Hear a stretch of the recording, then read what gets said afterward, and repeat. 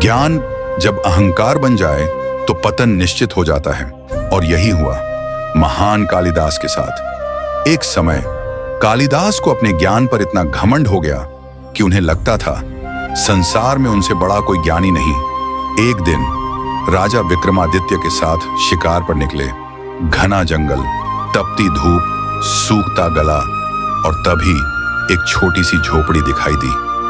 अंदर बैठी थी एक बूढ़ी अम्मा। कालिदास बोले, हम यात्री हैं।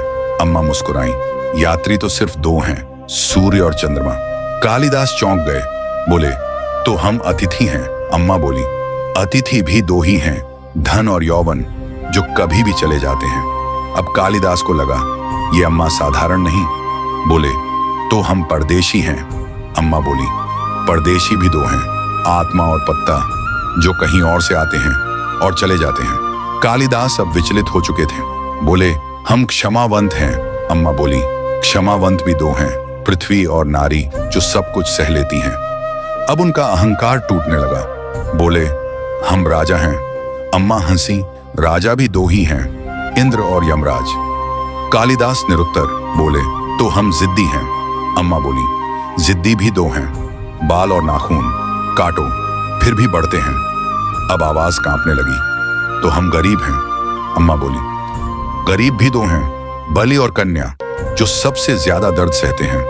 अब कालिदास पूरी तरह टूट चुके थे। धीरे से बोले, अम्मा, हम हार गए। अम्मा बोली, हारे हुए भी दो हैं, एक जुआरी और एक बेटी का पिता, जो मुस्कुराकर सब कुछ हार जाता है। आंखों में आंसू, शब्द खत्म। कालिदास गिर पड़े चरणों में। अम्मा, मैं मूर्ख हूं। अम्मा बोली, मूर्ख भी दो हैं, अयोग्य राजा और दरबारी पंडित। इतना सुनते ही कालिदास चिल्लाए, मैं वही दरबारी पंडित हूं। और तभी अम्मा का रूप बदल गया। वो थी स्वयं माता सरस्वती। उस दिन कालिदास ने सीखा, ज्ञान का सबसे बड़ा शत्रु है अहंकार, और सच्चा ज्ञान विनम्रता में बसता है।